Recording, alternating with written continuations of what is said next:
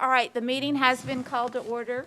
It is the 2nd of February, 2021, and we will start with our chaplain prayer and pledges, and Gary and Marcella Jenkins are both here today to lead us in that prayer and pledges.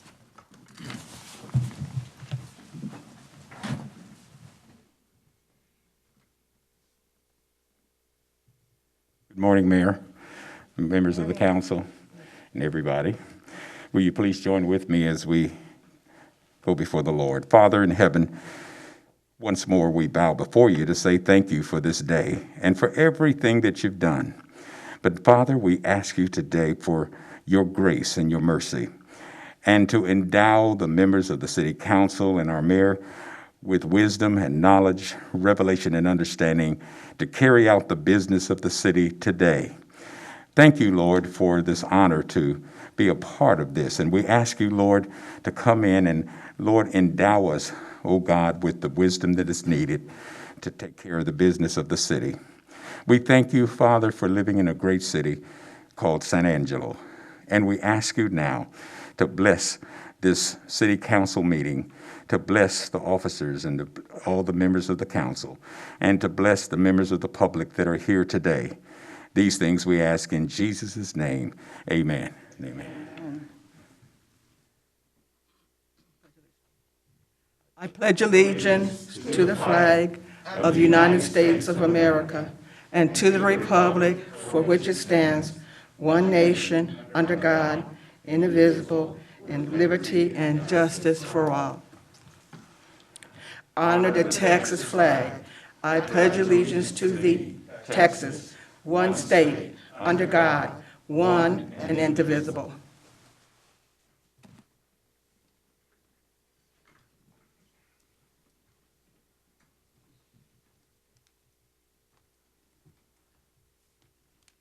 There are no proclamations today, so we will move into item 4 on the agenda, which is public comment.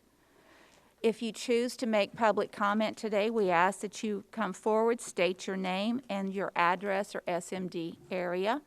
We ask that each citizen speak just once per item unless asked to comment by council. The public comment is limited to 3 minutes unless extended by council or a translation service. The proponent or opponent is limited to 5 minutes unless extended by council or translation services. Council has no obligation to respond to comments or questions from the public. Any response from a member of the City Council to non-agenda comments is limited to 1, a statement of specific factual information, 2, recitation of existing policy, and last, directing staff to place a subject on a future agenda. Do we have anyone here today who would like to come forward and offer public comment?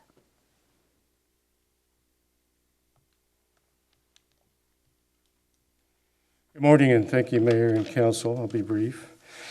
My name is Dave Erickson. I'm the director of the ASU Small Business Development Center, 69 North Chadbourne Street. We are funded by state and federal tax dollars, and the SBDC provides no-cost, confidential business advising and training to area small businesses, and we've been part of ASU for 31 years. Last April 21st, I presented to Council the COVID-19 Pandemic Economic Resources Task Force Recovery Plan on behalf of the local economic partnership, which includes the Economic Resources Recovery Task Force. Some of the members of the task force include COSADC and the Chamber of Commerce. We have been working closely and effectively with these partners in implementing the recovery plan for the benefit of the small business community. The local economic development partnership is strong, and it's an example of effective cooperation and collaboration for other communities. Since the March-April period, the SBDC advising team has helped hundreds of small businesses with business recovery due to the COVID pandemic, especially assisting SBA PPP forgivable loans, through local lenders. We assisted with the SBA Economic Injury, Disaster, or EIDL loans, and EIDL grants, which are directly through the SBA website. Just out of breath for some reason. We have assisted numerous lenders, CPAs, and others understand these SBA financial recovery programs, and we assisted in getting answers to the many questions related to them. There's still much work to be done to assist the recovery. For the SBDC staff, it's our pleasure to serve the San Angelo small business community. Thank you for listening, and be happy to present a full report in the future. Thank you. Dave, I want to thank you for all the work that you're doing in your leadership. Small business is obviously the key and the foundation of our city economic foundation. So what you've done, how you've helped people, how you've guided people has been sensational. And thank you for all that you guys are putting into it. It's been a great effort, and your communication on it has been terrific. So thank you. Thank you, Mayor. Any further public comment? Good morning, Mayor, Council. I'm Patrick Frerick, the Assistant Director of Operations for the city. Want to very quickly just remind everyone that the survey for the master drainage plan that the city's putting together is live right now on the city's website, and encourage everybody to go to that website, fill out that survey, let us know of any drainage problems that you may have in their particular area, and give us as much information as we can so that we can make sure that this master drainage plan that we're putting together is comprehensive and covers all the particular areas of the city that may have drainage problems. So just encourage all the citizens to go to the city's website, to the engineering page, and they can fill out that. There's an interactive map there and a place to add their information. So thank you. How long will that survey be up? It'll be up through Friday. Until Friday. Until Friday, yes, ma'am. And when will we, the council, see the net result of this drainage study? So this will get us to about 80% of that plan. So within the next couple months, we should have a plan coming back to council to show you guys. I would assume that you and everyone on council knows where the biggest drainage issues exist, so I can't imagine that it will be too newsworthy relative to where the major drainage areas is. So, but we do know we need to address the drainage issues. So, and that's exactly what we want. We know what we know, but what we want to find out what we don't know. So that's why we encourage citizens to go in there, tell us about their particular areas. well, what we do know, sooner is better, and the sooner we can get the information presented to council would be terrific. And Lucy would like to make a comment. Yes, I just was going to ask, what do we do with the individuals that need to report this but do not own a computer? If they want to, they can call up to either the engineering office or they can call the operations department and speak with myself if they'd like. That number's 325-657-4206, and we'd be happy to take that information down and convey it over to the firm that's putting that plan together for us. Would you repeat that number again? That number's 325-657-4206, and that'll get you to the operations department. All right, thank you, Patrick. Thank you. Any further public comment? With none, we will move into our consent agenda.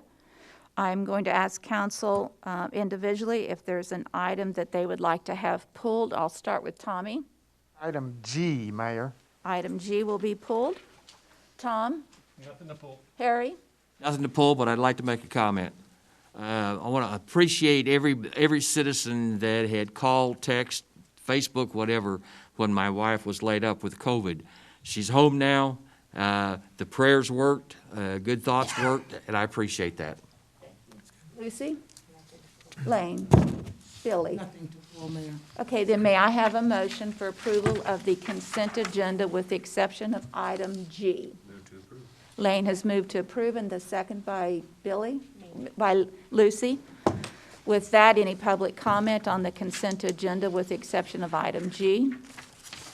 With none, we'll take a vote. All in favor of approving the consent agenda, say aye. Aye. With none opposed, motion passes 7-0. We will now go to item G, and item G is as follows. Consider resolution authorizing an advanced funding agreement between the City of San Angelo and the State of Texas as per the terms of TxDOT's Highway and Bridge Replacement and Rehabilitation Program in the amount of $109,259.36. and authorizing the city manager to execute all related documents. Shane, you're on. Ma'am, thank you, Mayor. Shane Kelton, Director of Operations for the city. TxDOT has asked us to bring this to the regular agenda so we can make some minor changes to the wording here and to the dollar amount. They would like us to reduce the dollar amount by 36 cents and just have it an even number instead of the 36 cents. We're going to ask you to do that anyway. So they want to do that, and then also in the resolution itself, we have South Oak Street. We have it spelled out south, and they want it just with an S dot Oak Street. I'm not sure why that makes a difference, but it does to them. So we're going to ask that we make a motion to approve the resolution authorizing the fund agreement in the amount of not to exceed $109,259 even, and to revise the project name in the resolution to S. Oaks Street over the North Concho River. And Shane, shouldn't street also be abbreviated ST period? Yes, ST period, I'm sorry. Street should be abbreviated as well, too. So. You said you wanted to move this to the regular agenda, but can we not do this? Well, during the it is, I mean, because you pulled it from the consent, so this is just so we could discuss it and make these necessary changes that TxDOT's wanting. And we're trying to, and of course, we could have pulled this to the next one, but the bridge division out of TxDOT out of Austin is really wanting to fast track this so we can get this bridge, so we can get the plan designs and get this bid out this next fall. Would you so we please can work describe through it. why this issue's here, meaning what's the project? It's one thing about the language, but describe the project to everybody. Project, as you know, the bridge for many years now has been degraded to a lower weight rating than what it was originally for. So we can't take large trucks or anything like that over the bridge due to structural issues that are underneath where the bridge connects to where the bridge beams connect to the supports underneath it, and also into the embankment on both ends, and how it connects. And the bridge, it just over time and age, is just deteriorated to the point that if we don't do something now and we don't do something fairly quick, it's going to get to the point that we're going to have to stop all vehicular traffic over the top of the bridge, and it would just become a pedestrian bridge at that point. So we definitely don't want that, and TxDOT has funding available through this program and is definitely willing to help us out. This is about $1 million, just a touch over $1 million project, and our portion of it is only going to be 10% of this $109,000. So, great deal for the city. The state's stepping up to really help us out, pull us out of a pinch, or monetary pinch, trying to find funding to correct these issues in this bridge. So. Again, Let me ask you a question, because there are heavy trucks going over that bridge as we speak. Yes, and they shouldn't be. We do have it signed, and it is zoned to not allow big, large trucks to go over it. I know they do from time to time, but they shouldn't be. They're doing a lot right now as we work on the Chadburn Street project. There's a lot of trucks going across that bridge. I will work on some larger signage to try to prohibit that. So, or to try to slow that down to some degree as well. And what's the time frame that this project would get started? If we can get it bid out this next fall, coming into next fall, they should be able to start the project in the following spring. And so we're a year away. We're basically a year away from actual starting construction, yes, ma'am. So is there any concern in this next 12 months about the safety of it? Right now, if we can minimize any large truck traffic over it, it's still safe to drive over, it's still safe to pass over. We don't want to worry anybody about that, but it's something that we definitely need to start moving forward. Otherwise, we will have to look at probably closing it to vehicular traffic. Now, during construction, it will have to be closed during construction to vehicular traffic, but that will only be just during the construction phase. What would be the time frame on the reconstruction? I have not. Okay. We have not gotten that far along in the design documents to start getting any time references on that. But the bridge division has agreed in Austin to do the design work. So as soon as they start getting those plans back up here for review, for us to look over as well too, in the review process, then we'll start getting a better timeline on project times. Do I have further questions? Harry? Just a real quick comment. I certainly appreciate the fact that we've gotten to this spot. Many of us have known that that particular bridge was in disrepair for a number of years. And it is one of the main accesses both to the museum and to the fort. From my perspective, we really don't have any choice but to go forward with this. I suspect in my lifetime, if we don't do this in my lifetime, that bridge would be shut down by DOT simply because it is, it's out of compliance. It doesn't do what it needs to do from a safety standpoint. So I appreciate us getting to this spot, and I certainly appreciate the fact is that people are asking questions, but I think it's something that's needed for a long time. Thank you. Okay, so with that, Tommy, would you like to make the motion? I'll make the motion.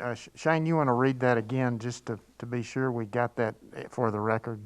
Sure. It's just consider a resolution authorizing advance funding agreement between the City of San Angelo and the State of Texas as per the terms of the TxDOT Highway and Bridge Replacement and Rehabilitation Program in the amount not to exceed $109,259, and authorizing the city to execute all related documents with the revision of the name of the project from South spelled out to S.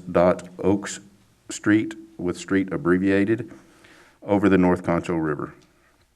I'd make that motion, Mayor. Thank you. Do I have a I'll second. A second by Tom. Any public comment? With no public comment, we'll take a vote. All of those in favor of the motion, say aye. Aye. With none opposed, motion passes 7-0. That concludes the consent agenda for today, so we will move into the regular agenda. Item 6, comments regarding items on the regular agenda may be made by the public when each item is discussed as outlined above. Applicants, proponents, and appellants are accepted from the time limit above and must limit their remarks to less than 5 minutes. So item A is a presentation of the 2020 City of San Angelo's Development Corporation and San Angelo Chamber of Commerce EDD Annual Report made by Economic Development Director Guy Andrews and Chamber of Commerce Vice President of Economic Development Michael Looney. You're on. Thank you, Mayor and Council. Guy Andrews, Director of Economic Development, City of San Angelo Development Corporation. I think it's amazing what can be accomplished whenever everybody is on the same page, when you've got the right leadership in place, Mayor, Council, our city management, assistant city managers, our COSA DC staff and board, Chamber of Commerce, Board of Directors, and staff there that we work with on a daily basis, Walt Koenig, Michael Looney, our Small Business Development Center through Angelo State University with Dave Erickson, and thank you, Dave, for all you do. Clifton Jones leading that in ASU as well. It's been a pretty amazing year that we've had. You have a copy of our written report in front of you. For those that would like to go online and view the report, you can go to Economic Development San Angelo, all run together.com. That's economicdevelopmentsanangelo.com. And look under the community profile, and our report is out there along with a lot of other good information. I'd like to start off, our theme is, as you know, and our direction is planes, trains, and automobiles. I love this picture of our San Angelo Regional Airport, Mathis Field. What a great asset that we have, and a great tool for economic development. During this year, we've had several things. So we have a project that will increase our lease hangar capacity, refurbishment of existing hangars, and construction of new commercial hangars. That's in the early development stages in 2020. Also, Angelo State University approved a Bachelor of Commercial Aviation degree, and so there'll be some movement at the airport in regard to that. We received bids for construction of a new ramp to assist the U.S. Customs and Border Patrol with their expansion of unmanned aerial vehicle operations, bringing 40 UAVs and their pilots into San Angelo. And we've done some parking and ramp improvement projects that are underway at the current time. This is just an outline. We did a master plan, some planning, and have some options that we can go forward with from there. Of course, we just approved the air services agreement with SkyWest and United Airlines. I just wanted to mention that briefly. Today is the first day you can go out and purchase your tickets, and I've already been to the website and just to verify that that information is out there. Tickets start at about $169. Normal prices are around $199 round trip from our airport. There'll be two flights a day. Repeat that number again, Guy. $169. That's sort of weekend oriented, depending on availability. And that's a round trip price? That's a round trip. $199 is a normal price during the week for the round trip. While we're on this item, do you want to clarify some of the information that went out last week concerning this and Certainly. describe how that $1 million works? Be glad to do that. The flights begin actually on April 21st. Two flights daily, leaving San Angelo, one at 9:10 in the morning, the other at 2:20 in the afternoon. Return trips from Houston on this initial schedule are at noon and 5 p.m. And we expect that that will change over time. In terms of the agreement that we made with SkyWest Airlines, it has three basic elements. First of all, we put up and set aside $1 million as a minimal revenue guarantee. And the way that works is we are not guaranteeing SkyWest $1 million a year in revenue. What they do is compute on a quarterly basis their revenue versus cost. And if the cost exceeds the revenue, we draw down on that $1 million to make up the shortfall in that. So it could be, the best case scenario could be that we would never have to draw that down if everybody will get out there and utilize the airline and we continue to add flights and that sort of thing.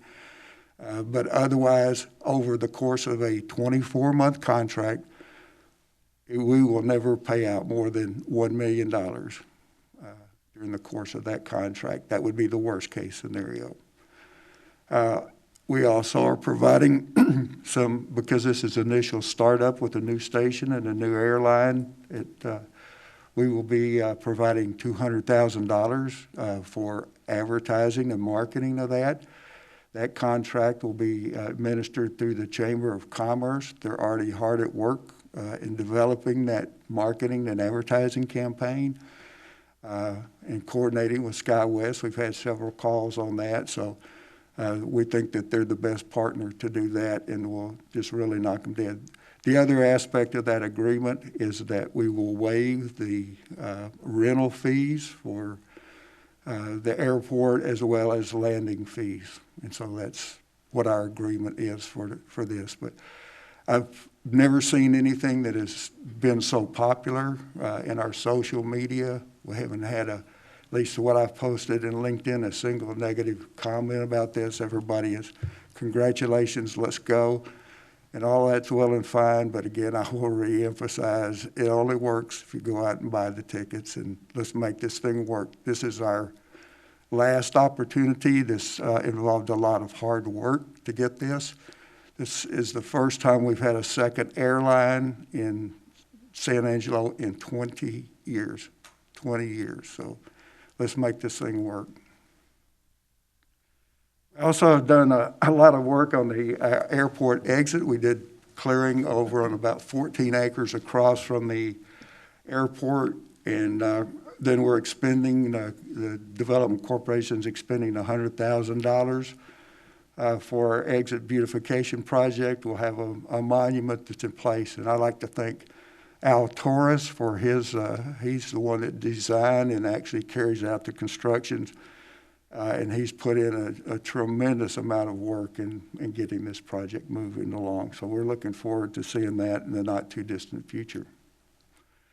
While we're talking about monumentation, we have a couple of projects for monumentation enhancement on 87 coming in down by the Pinky's liquor store, the U-Haul. In between there is a median that has 3 sheep on it. That's called 200% wool, and that's being enhanced.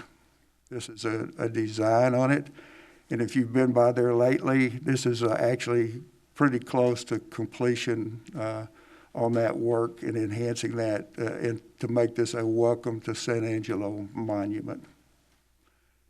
This is what the U's look like there. Also on the north side across from the Starbucks is another median that has the working cowboy monument that I always say is pointing people in the wrong direction down Koenigheim. But we're enhancing that one as well as a welcome to San Angelo. This is the concept drawing that Al made, and we're doing that project. This one's a little bit further along than the other one on the south. Expect it to be completed very, very soon. That's what that one looks like.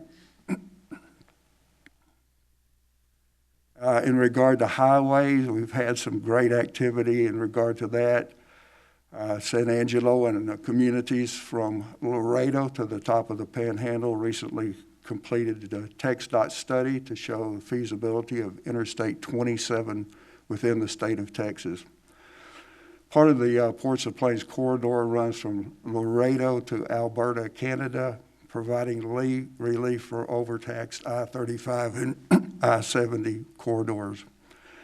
And we also had some federal legislation introduced for I-14, which is the Gulf States strategic highway that would intersect one day with I-27 in San Angelo. This is a map that shows on your left the complete Ports to Plains. Actually runs from the port of Mazatlan, Mexico, all the way up into Alberta, Canada. And then this is the section that we worked on. We were actually, the study was divided into 3 segments. We were in segment 2 that was led by Mayor Gunter and did a great job on that one. And so that's been done, and we're looking forward to moving on that one on into funding and moving this project out. The greatest project or the greatest progress that's been made in 25 years in working on this project. This is a map of the Ports to Plains Gulf Coast, it's the Gulf State Strategic Highway. It's also called Forts to Forts, runs from Fort Benning, Georgia, across, will actually come through San Angelo and up to Midland, Odessa, then back down to 10 to connect with Fort Bliss eventually. So we look forward to that project one day in the future. San Angelo Railport, this has been amazing, exciting. It was designed to augment Texas Pacifico and South Orient rail line by providing rail freight services to San Angelo. And our main thrust in this has always been to provide to our local businesses, our agricultural community, steel providers and other manufacturers to help reduce their cost of shipping. In the agricultural community, probably the best way that we can help them is by shipping by rail. They can reduce their costs as much as 40%, and that's profit that comes back in there. We did a 180-acre rail site, and it's in the initial development stages, following extensive studies by our consultant, Roger Horton, and Michael Looney with the Chamber have done magnificent work on this. That line is owned and operated, or the port is owned and operated by the South Plains Lamesa Railroad. They're actually located in Slayton. A lot of people, because of that name, think they're in Lamesa, Texas, but they're actually in Slayton, Texas. It's a public-private partnership with us. And this will be a new alternative route. It will be in addition to the 6 existing rail ports on the U.S.-Mexico border. This is the initial layout that we have for this port. What's amazing is that Bob Schneeman laid this out early on. We've been through a few iterations, but it looks like actually Bob was right to begin with, and this is the way it's being laid out. The map on the right shows you the location. FM 2105 is at the top of that map, and then 50th Street is the bottom of the rail property on there. There's actually a sign out there on the property now. Some of the people involved in that just want to recognize them. Roger Horton's the man on the left in the red jacket. Rick Bacon, our commissioner for that precinct. Shad Wisner is the man next to him that will own and operate this. Bob Schneeman that has done great work.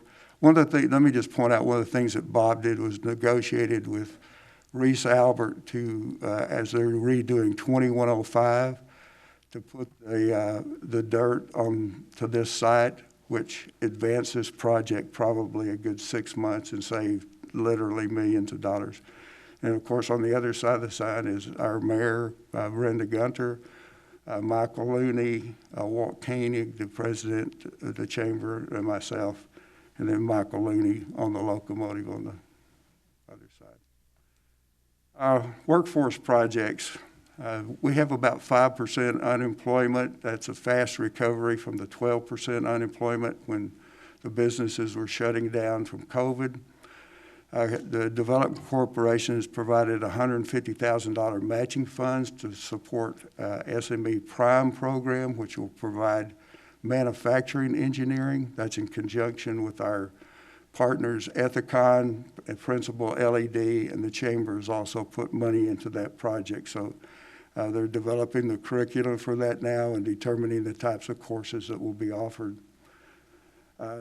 It will provide that training to both Central and Lakeview students in 2021 at the West Texas Training Center on the Howard College campus. So we're excited about that program in workforce development. In terms of assisting Goodfellow Air Force Base, they received a spring grant through Department of Army, the Department of the Air Force. Coastal DC was recognized as a strategic priority and role to support our nation's security efforts through local support of Goodfellow Air Force Base. We have more MOUs than any other air base in the United States. We provided $400,000 in matching funds to help secure the $10 million Defense Economic Adjustment Assistance grants for Goodfellow Air Force Base. And the Goodfellow Air Force Base is undertaking the project to provide capital investment to create 5G communication system required to establish Goodfellow as a world-renowned intelligence training center of excellence. And they just announced that they will also be training for the Space Force that's been created as well. In that grant, it included some other items as well: energy conservation, a covered outdoor training area and equipment, AstroTurf for the canines that are being trained in there, interoperable mobile radios that enhances communications between Goodfellow and our local responders, fully equipped emergency response trailer, which enhances Goodfellow's hazmat response, and expands joint service student resiliency assembly area. So a great grant for them. In regard to business retention and expansion, that's headed up by Shannon Scott. Also works very closely with Michael Looney. In 2020, our outcomes to help our local businesses retain and expand their businesses. We created 611 direct and indirect jobs that were retained. We created 101 direct and indirect jobs. This resulted in $46.8 million in annual economic output, $38.15 million in capital investment. In 2020, there were 4 executed business retention expansion performance agreements with incentives ranging anywhere from $36,000 to $400,000. And those included Centurion Planning and Design, which is also located in our business incubator upstairs while they're building a new building. Dorado Construction Group, $150,000. DLH Windland Steel, $400,000, and then Special Materials Company that's in their 4th expansion, $362,500. Our Business Resource Center and in our Business Factory, we have the one tenant, which is Centurion Planning and Design, and they occupy 6 of the 7 offices. We recently had San Angelo To move into the office. There are 9 full-time employees, and I believe that's actually up to 12 now with the addition of San Angelo To Go and a new employee for Centurion. And since inception of that business incubator, we've had 106 companies occupy that space. Business plan competition, the Development Corporation funds that. The first place winner, it was San Angelo To Go. They were awarded $40,000. In their report, they have told us that they have served over 106,000 individual locations since inception.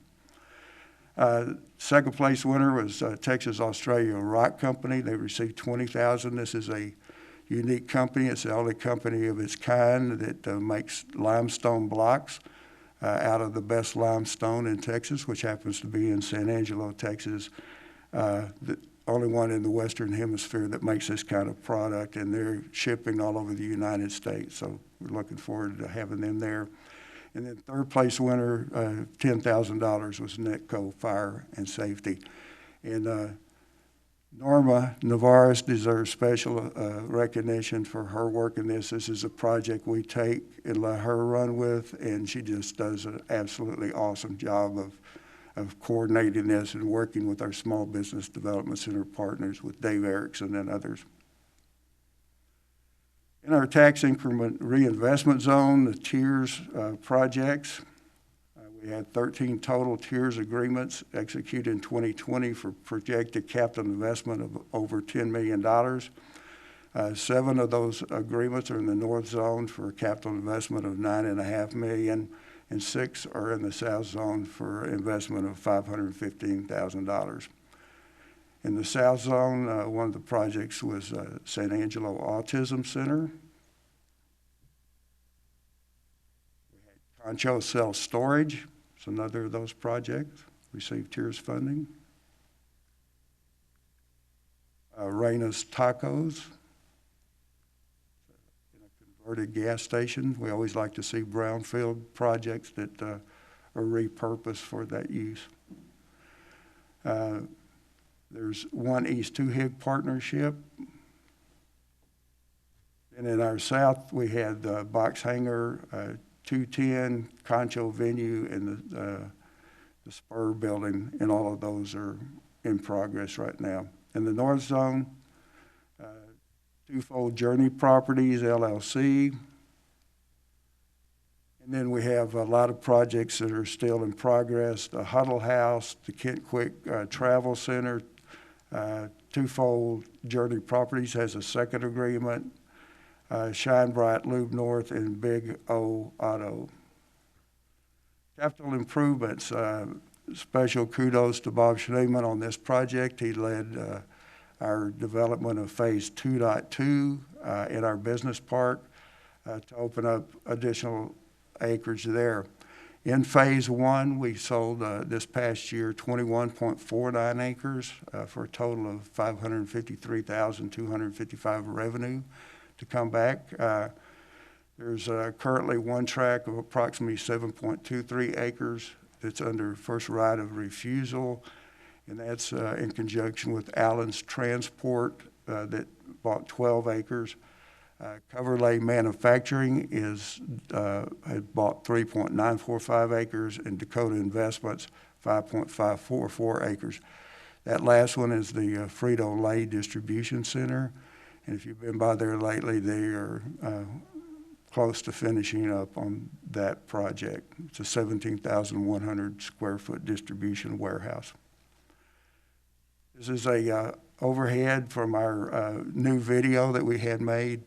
Thanks to AEP, provided money to make the video of our business and industrial park as it currently is. In our phase 2.1 and 2.2, we spent $1.1 million and then about $2.2 million in phase 2.2. 2.2 was partially funded by a grant from the Federal Economic Development Administration for $1.25 million, requiring a 50-50 match by us, so that really helped us out in that. Our total construction budgets for the phases was about $3.5 million. Phase 2.1 and 2.2 construction began on March the 2nd, 2020, just prior to COVID, and is actually pretty close to being completed. That was greatly accelerated actually during that time as well. The project opened up an additional 118 acres that we can sell, sellable land. And then we have some more projects that will go to provide the underground distribution, natural gas, and fiber optic to that site. So this is just a schematic of where those projects took place within that park. And these are overheads of that. We have a traffic circle within the park that's sort of a unique feature in there. And we're getting ready to clear that mesquite and everything to make the land more saleable. So we're ready for people to move to Reshore and move to San Angelo. This is an AEP building, and again, thank them for the $5,000 grant they gave us to make the video, the new video. It's well received out there with tens of thousands of views on our social media. So now I'm going to turn it over to my partner in crime and Michael Looney to take it from here, but I just want to let everyone know, in case you hadn't heard, that Michael was just named one of the top 50 economic developers in North America. Wow. So now the United States is recognizing what we already knew, that we have a spectacular economic developer here. So Michael, it's all yours. Mayor, Yes, please, Billy. I'd just like to make some comments after Guy's report. I don't think I really have any questions, Guy, but, you know, I can remember the days when I first started coming to City Council, and Harry Thomas and I would sit right out there next to each other and critique, you know, what was being presented. And I have to say, after hearing that report, I feel like I need to be a cheerleader on a soapbox. You need to take that show on the road because, you know, when we think about planes, trains, and automobiles, and I'm not sure if the mayor coined that after that movie first or if the Coast of D.C. did, but anyway. Brenda Gunter presented it in her first 2017 State of the City, and that's where it started. Okay. State of the City, 2017. Well, I'm going to give Mayor credit for that. They Guy. actually named the movie after. Oh, okay. But I just want to say, you know, sometimes I believe that we take for granted what is going on here in San Angelo and what is going on behind the scenes and how much work individuals are putting into what's going on, the progress that San Angelo is making. Sometimes we get so caught up, let me just speak of me, in the minutia of the detail and don't realize how hard people are working behind. I know that you and Mayor and Daniel just up and all of a sudden went to Utah through probably many transfers on airlines to solidify us getting a second airline. Now, I don't know what all went into that trip before it got to be that trip, but I do know the nearly 4 years I've been on council, I've been asked repeatedly, What can we do about getting a second airline? And then just all of a sudden, to some of us, it seems like we have a second airline. We have a railport. We have progress on, an interstate highway coming through San Angelo. And, I think about previous councils that have gone before us and laid the foundation. And then those previous councils that came along and built the framework. And now we're putting some, what do you call that, sheetrock or whatever, on the walls to move forward. And it's exciting for us. And I just hope citizens that are here today or that are watching, this replay later can come to appreciate what is happening in the city of San Angelo and the progress that we're making in so many different areas.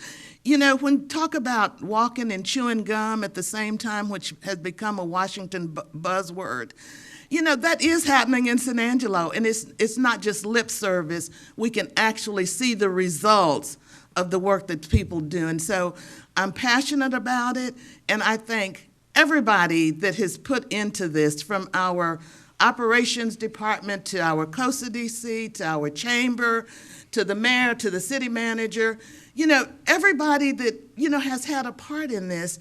And I just want to say thank you. Thank you, thank you, thank you, because it is encouraging to hear and to know what is going on in the city of San Angelo. So I'm off myself. Well said, Billy. Thank you very much, Billy. I also want to include in that played no small part in getting our airport director, Jeremy Valgardson, very instrumental in already having connections from his previous job. But it was definitely a team effort. It was it was a quick trip to St. George, Utah, but we had the right team in place to present that and to make a deal to make this actually happen. Thank you. I want to add to what your comments are, Billy, and state, yes, in my 2017, shortly after I had been elected mayor, I presented the trains, planes, and automobiles in the state of the city, my first state of the city. And the reason I did is because I understand that no economic development can happen successfully if you don't have transportation options. Transportation options are economic development, and without them, you have a very difficult time talking to companies and asking companies to expand. Because as Guy just said, transportation costs are a huge part of any business model, and when you can reduce that, you attract other people. We had an affordable housing presentation not long ago, and we found that the dollar per square foot in building a house in San Angelo is more expensive than any of the other metropolitan areas in the state of Texas. And you know why? Because of transportation costs. We shouldn't be paying more per dollar per square foot for a house in San Angelo compared to other areas. But unless we can get product here cheaper, faster, we're going to continue to have that as an issue. And so we have to look at transportation options. The day of being able to attract new companies, expand companies is gone without things that we can show are happening in this city. We already know that in the railport, without railport, there are many people looking to set up distribution centers and other housing, warehousing issues out there. This means jobs. This means jobs at a higher pay, not a minimum wage. We're talking about livable wages. But if we did not present these ideas of planes, trains, and automobiles, the two people standing before us would have continued to struggle in economic development, because we're in competition with every city, every municipality in the state of Texas and 49 other states. It's a competitive world, and if we're going to bring jobs to this city, if we're going to bring livable wages to this city, you have to start with transportation. That's key. So, thank you, guys. Let's move on with the presentation. Let's go. All right. Good morning, Council. Michael Looney, Vice President of Economic Development for the San Angelo Chamber of Commerce. And what a great privilege it is to be here with everybody. All of those up here in this council meeting, we work together, and that's the key. That is absolutely the key. We like to work together. We're more efficient, we're more productive, and we get deals done. But you know who else sees that we work together? Allen's Transport, SMC Global, LSPI Chemical out of Bryan, Texas, Houston, Texas, and others. They see that we work together. They see that we are all pushing forward for the common goal of producing solid economic development projects that are durable. And that's one of the things that Guy and I talk about all the time, is that we want to set down a foundation for durable, long-lasting economic development projects that are similar to Ethicon and similar to Goodyear. These are the kinds of companies that we want to attract, but also support, and we support that through all the different collage of efforts that we use together, even down to some of the tactics that we use. Like, for example, when we bring a company in, we're able to just pick up the phone and talk to the real estate department or the legal department, and they immediately jump in. And one of the things we've always talked about is that our city council, the city staff, planning and development, legal department, all of our different supporters throughout the region are economic developers. Because if we all think of ourselves as economic developers, industrial developers, the customer sees that. And we hear that over and over again. Gosh, you're so different than the other city that we were looking at. And that really makes a big difference on getting the transaction completed. So what I'm going to do is go through our... here. Oh, wait. Sorry. Oh, down. That's why the little green circle's on there, isn't it? All right. Okay, 2020 started off with high hopes, and those hopes actually were realized, I'm grateful to say. But the pandemic situation, it started to creep in on us. We started noticing it in February, and we had never, Guy and I talked about it, and we had never experienced anything like this before. And you know you're in a really unique situation when the playbook that you've written for 2020, you start also looking up online community reactions to the Spanish flu pandemic, how to handle a 70% drop in bulk rate freight shipping from overseas. That means blank sailings. That means nothing coming our way, no way to ship it. These are the kind of, of the 2007 economic crisis. These were the things that we were researching to try to figure out, what are we going to do? How do we, as guides, tell the companies that we're working with locally and that we're recruiting what we're going to do? So what we did is, as Dave Erickson just said a few minutes ago, we formed the Economic Response and Recovery Program. We wanted to make absolutely sure that the word recovery was in that program. And this was a collective of all of the different economic development partners, partners at the city, partners at the county, to figure out how to set up a defensive framework for our community so that we could not necessarily focus on the biological side of the epidemic, but also really, for us, focus on the economic impacts. We knew the shock wave was coming. It was happening so fast, though, that we could not rely on other communities in the country or overseas to tell us what they were doing. No one knew. It happened so quickly. And so this was comprised of Angelo State University, SBDC. They were a huge link to us. I also want to mention that the lenders, they were really the kind of the unsung heroes in this, because they were the ones that were administering these different programs, the PPP and the EIDL. One of the other programs that we put out to our industrial community right away was the Trade Adjustment Assistance Act, 1974. This is kind of an obscure, unused program that is available to industrial companies that are being harmed by overseas competition. So we deployed that. We had 2 companies in San Angelo that took advantage of that qualified.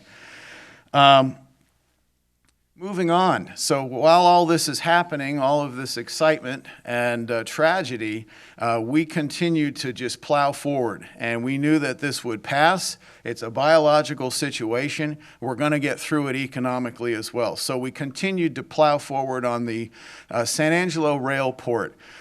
What makes this so significant is that we have a couple of different advantages. One, we have the South Orient rail line that runs from Topolobampo, Mexico, which is one of the third largest seaports in western Mexico, and it runs from there up to, runs up from the South Orient, runs up through Presidio, Texas, which is on the border. And then it comes right through San Angelo. At San Angelo, it vectors south and north, goes south to Houston, north up to Chicago on the BNSF, the biggest Class 3 rail line in the United States of America. Our line is the seventh of 6 points of entry, rail bridges of entry between Mexico and the United States. Not Texas and the United States, the whole United States, Mexico and the United States, not just Texas and Mexico. And that's very significant because it's a new bridge. It's a bridge that existed since around 1917. It was destroyed by fire around 2011. It has been rebuilt to the latest standards. So as soon as that started, that looked like it was coming near completion, we began reaching out to our partners in Mexico. The economic development programs in northern Mexico are very, very solid. They're very good. We have established relationships with CODER, which is the acronym for the Economic Development Partnership Program in northern Mexico and the state of Chihuahua.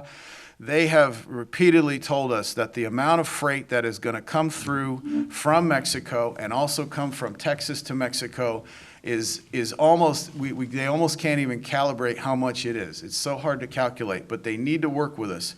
This is going to produce so many different trade opportunities for bulk products and finished products, both containerized and those that are on bulk commodity cars. Now, it is very helpful that we have Texas Pacifico, which is a part of the Ferromex family of companies, based in San Angelo. So in northern Mexico, they consider San Angelo to be the rail head because we have the Texas Pacifico headquarters here.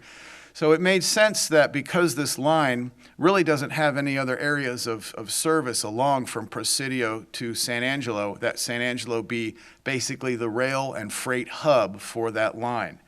And so what we're going to basically be is an extension of the rail network throughout Mexico and the BNSF system throughout North America, United States, and Canada.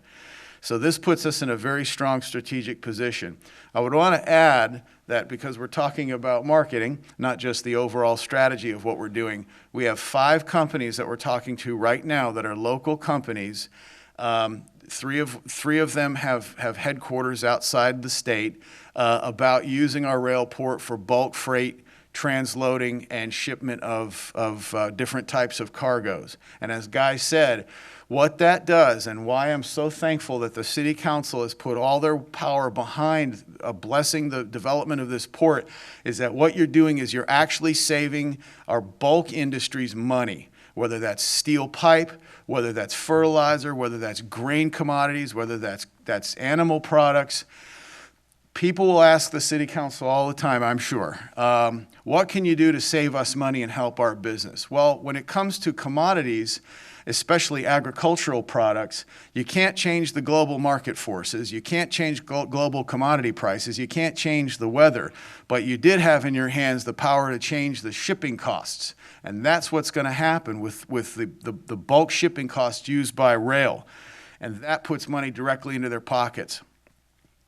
Okay, again, you can read on, it will enhance efficiency. That's what we just finished talking about.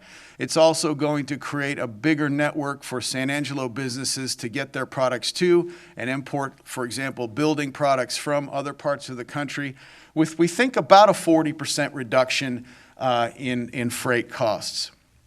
And this puts us on a trade route directly interlinked by rail with Chicago, Kansas City, and Houston, and all the ports along the western coast of Mexico. There's a shot of the port. That's the Bob Schneeman design, and that is 12 different turnout lanes. There's a lane for each type of commodity, so you're not going to be mixing, having oil with grains. It's everybody's got their own. And there are some images that were taken a couple weeks ago of the progress. The developer, South Plains La Mesa Railroad, he is not waiting around. That guy has got stick rail ready to go, 90-pound high-tensile stick rail, and that is going to be laid down probably within the next couple of weeks. And actually, that's where I'm getting ready to head out to after this meeting. Again, 5 potential shippers, and that's before we've even really started getting any track on the ground. Allen's Transport, this is a company that we reported on last time we were here. This is a service company, a partner to a company called LSPI Chemical. LSPI Chemical makes interregional pipeline chemicals. Just as an update on that, they have not started construction. They were about to start in February of last year, but for COVID reasons, they became extremely concerned. They had no idea what the market impact would be, and they held back. They are getting ready to start construction probably in the next 30 days. And I did talk to Mr. Fandrick, and he has been given full blessing by LSPI to continue to plow forward and make this thing happen. And so we're very pleased to hear about that. And there's a tour we took in Houston of LSPI. And again, a little bit of information about their company. It's a 25,000 square foot terminal. They're going to hire 10 people. There were no incentives. There were no grants. It's a pure market rate transaction. Very pleased to be in San Angelo, Texas. Double J Lamb Processor. We talked about agriculture a few minutes ago. We've talked about the ewes, the lambs, the statues that speak to the heritage of our once massive lamb industry. Tom Thompson knows a thing or two about that as well. I've seen you when you come back from shearing. But we are very pleased to announce that Double J Lamb Processors of Greeley, Colorado leased and purchased the former Rancher's Lamb brownfield site. For those who don't know, a brownfield site is an old abandoned building that's just sitting there unproductive. Well, they purchased the old Rancher's Lamb facility in September. It started the last week of August, and again, as Mr. Hassebrook, Jay Hassebrook, owner of the company, told the 25 attendees of the San Angelo Regional Manufacturers Alliance meeting last week, it was the whole community that came together, the leadership community that pushed this thing through and made this happen so quickly. I couldn't have been more impressed with his remarks. I wish I had him here today to talk about that.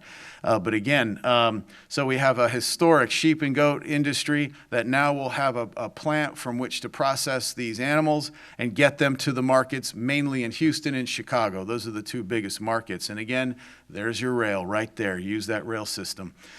$3 million in initial capital investment. They currently have 40 employees, but they announced to us that they need another 60.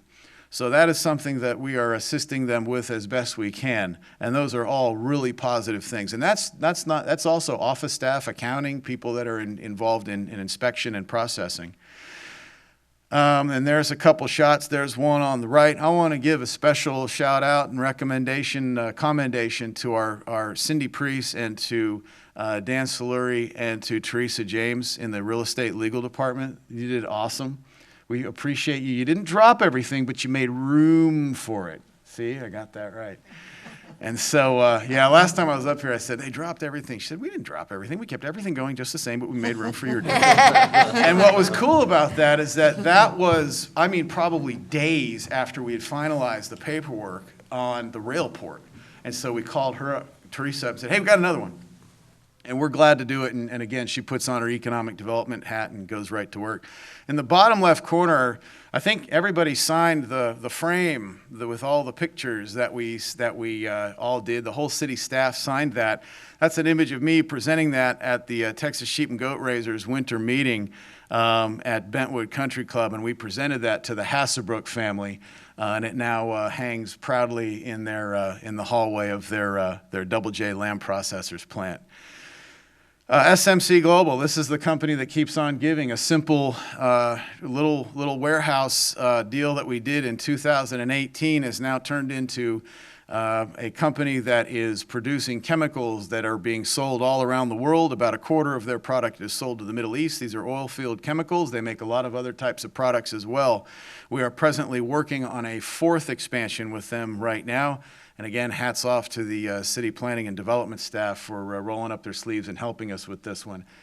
Bringing in heavy industry is not always the easiest thing because it's heavy industry. And so that's something that takes a lot of eyes looking at these different projects and making sure that they're done safely, they're done in a timely fashion, and that they are, again, durable. And that's the encouragement that we've been given by SMC Global, is that they are here in San Angelo.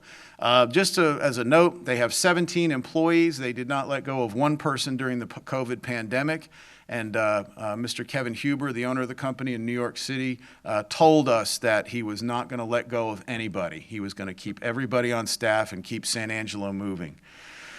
Creek 27, when we recruit these companies, we have to have a place for people to live. And that obviously, as we know, especially speaking to our local real estate agents, that housing is a problem. When you have about 1 month and 1 day supply of housing on the market and you have about 96% occupancy of your apartments, that was creating some real issues for us.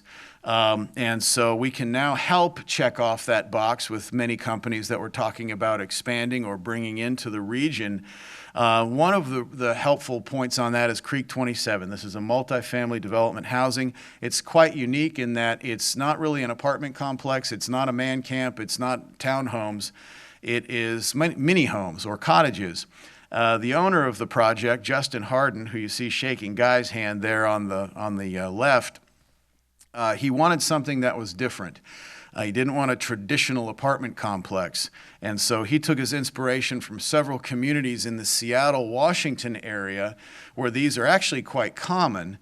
Small homes, very efficient, amenity center, pool, and just a very comfortable place to live.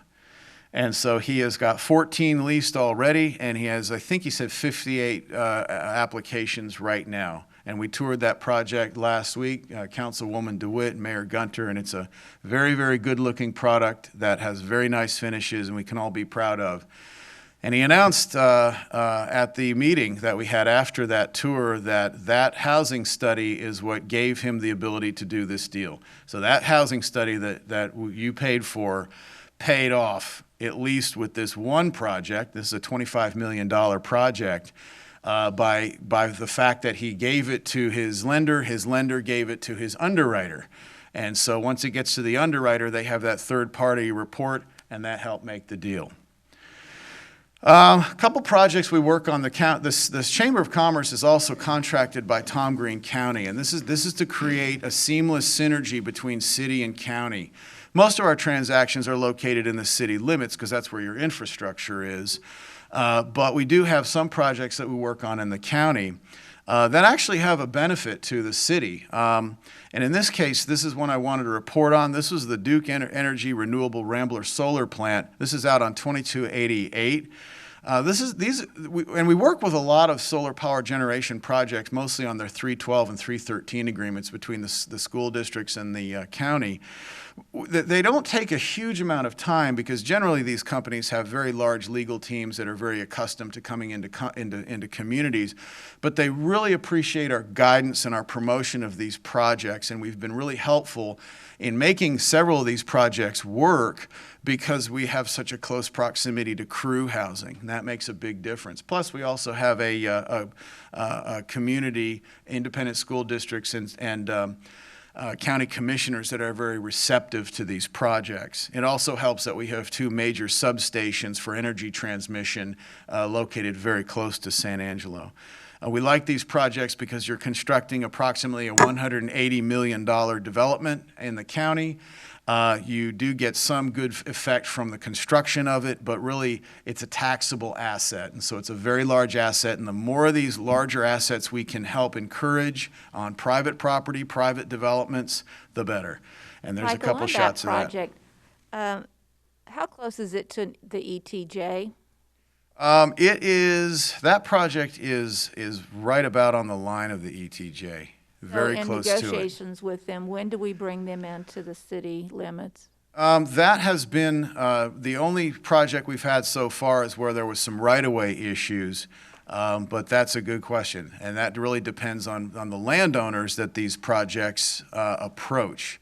We don't really have any guidance as to whether they're in the city limits or out of the city limits. It's all based on the landowners that they negotiate with on a private transaction. Because one of the reasons Midland has such a large property tax base is because they're 25 miles outside of what you would think would be the city limits of Midland is in the city limits, and they bring in tremendous amount of property tax dollars for these big gas plants. And I mean, we always look at Midland, they have a almost $30 billion property tax base. We have a $6 billion tax base.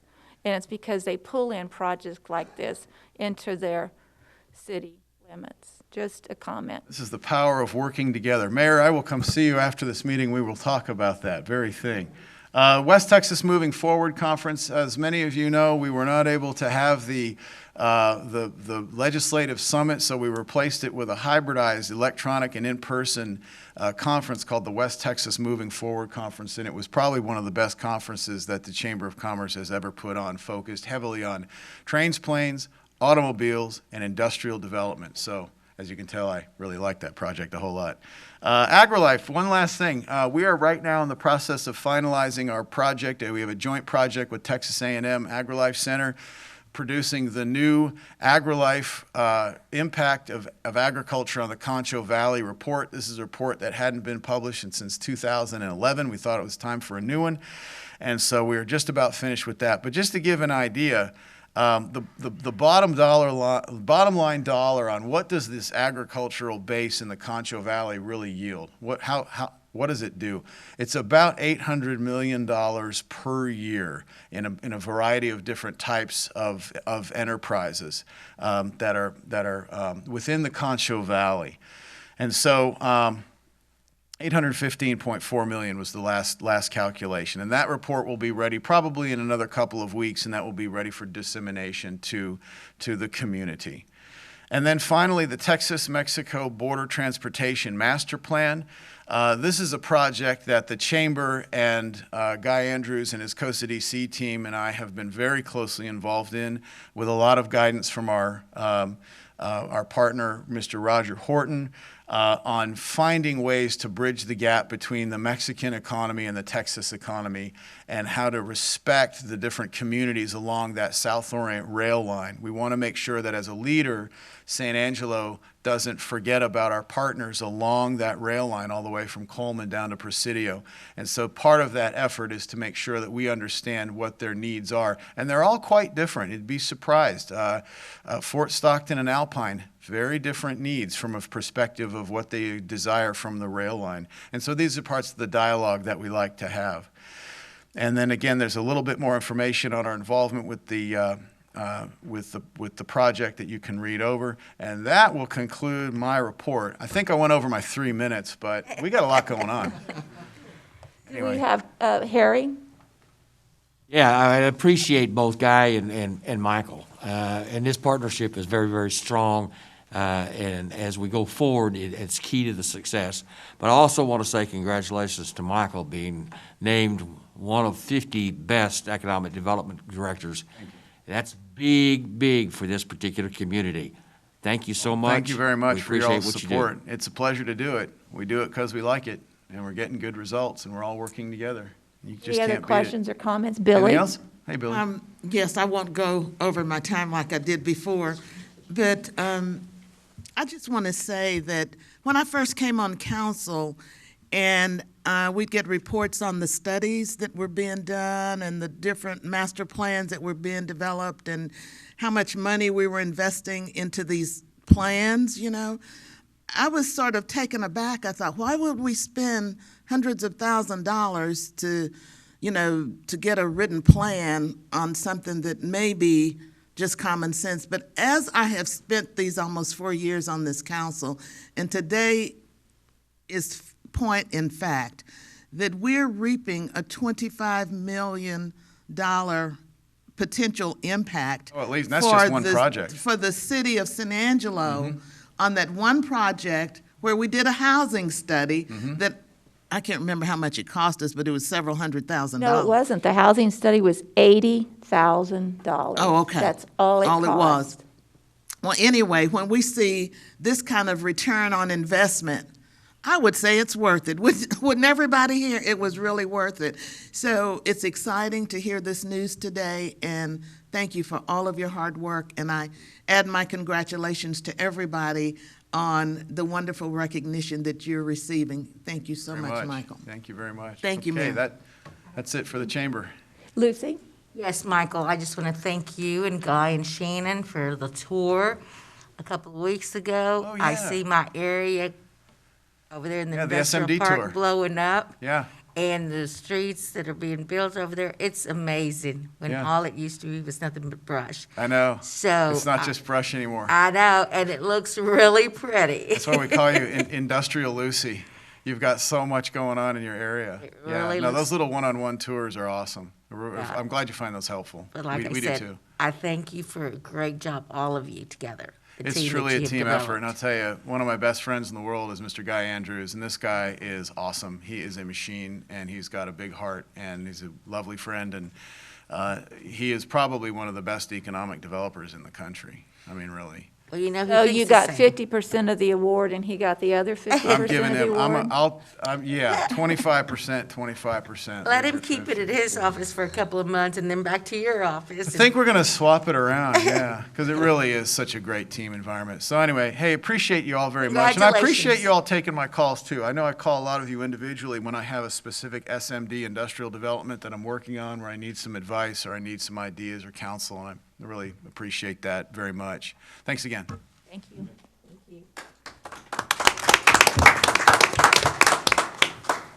We will move on to item B, which is consider a resolution supporting the designation of San Angelo as the Visual Arts Council of Texas. Diana Bays would normally be here to present this and talk through it all, but she is homesick, so she's asked us to go ahead and proceed because we believe strongly that the sooner and quicker that we approve this resolution, the better it will be. And it basically is going to go to the legislative group of people and ask them to support this request for San Angelo. And most of you know that over the past year, we became a film-friendly and a music-friendly city. But in addition to that, we have a long history of strong arts community with a strong foundation with the San Angelo Museum of Fine Arts, symphony, theater, a ballet, tremendous amount of quality of life issues supported by the arts. And so we are asking that we do this today in support of that and see if we can't get the vote in Austin to do this. So may I have a motion? So moved, Mayor. Lane, a second by Tommy. Any public comment? With none, we'll take a vote. All in favor, say aye. Aye. With none opposed, motion passes 7-0. We'll move into item C, which is consider approving a discount for rental fees at the Texas Bank Sports Complex for organizations bringing in 40 or more out-of-town teams to participate in tournaments. And Brent, you're on. Thank you, Mayor. Good morning, Mayor, Daniel, council members. I am Brent Casey, your recreation manager for the city of San Angelo. I'd like to start off by letting everyone know that we do have a mitigation plan approved by Dr. Veretis, and we are ready to move forward with tournaments for 2021 at the Texas Bank Sports Complex. So we've talked to him, have his guidance, and we will move forward with those. What we are requesting is we're trying to get more organizations to come into the city of San Angelo. We've had meetings with different people. We have some of the organizations that have been here in the past. We have some new organizations that we're working with trying to get them to bring tournaments into San Angelo. And some of them have requested that they get a discount. So we are requesting a 30% discount off of the rental rates, which per quad, that would only add up to $97.50 per day. So depending on how many teams they brought in, we're only asking for that to take place if they bring in 40 or more teams from out of town. So we definitely get the money back on the economic impact, and it would show them that we're trying to work with them to get them into San Angelo, and we're willing to work with them to have the tournaments here. So Sounds like a great idea. Do Yes, I have ma'am. questions from council? I'd move approval of the discount, Move approval Mayor. by Tommy, a second by Lane. Any public comment? With none, we'll take a vote. All in favor, say aye. Aye. None opposed, motion passes 7-0. thank you, Bruce. We will now move in. Nice job, Brent. We will now move into our closed session, the executive session under provision of Government Code Title V, Open Government Ethics, Subtitle A, Open Government, Chapter 551, Open Meetings, Subchapter D, exceptions to requirement that meetings be open under the following sections. A, 551.072, deliberations about real property regarding the Ford Ranch. And item B, 551.071, consultation with attorney regarding Sheila Andrews versus the City of San Angelo. We will now adjourn and go to closed session, and we will follow up with the balance of the agenda when we return. Our executive session, it is 10:32 a.m. on February the 2nd, and so the first thing we will do is consider the items discussed in closed session, and we do have an item to discuss from closed session. So I'm going to ask Lane to make a motion. And with that, one thing I would like to say is 4 years ago, when we first initialized this setup, we knew that there would be an awaiting period of this motion that I'm about to make, and it is an honor to be able to make this. So with that, I make a motion to authorize the city manager to negotiate and execute all documents necessary for the sale of the remaining approximate 2,005 acres of the property. 20,000. 20,005 acres of the property commonly known as the Ford Ranch to the Lyndon Hamlin for the price of no less than $1,385 per acre. Do I have a second? Second. Everybody else. All of us. Everybody. I heard 6 seconds on that. With that, do we have any public comment? With none, we'll take a vote. All in favor of the motion, please say aye. Aye. None opposed, motion passes 7-0.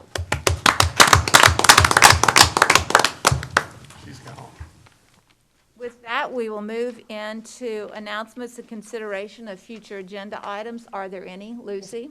Yes, ma'am. I would like to have someone present something about our MLK bathrooms, and whenever they get it, their next meeting or the next. But I need somebody to give a presentation on that. Okay. Anything else? With none, we all entertain a motion for adjournment. So moved. Second. All in, any public comment? With none, all in favor, say aye. Aye. Motion passes 7-0. This meeting is adjourned at 10:34 a.m.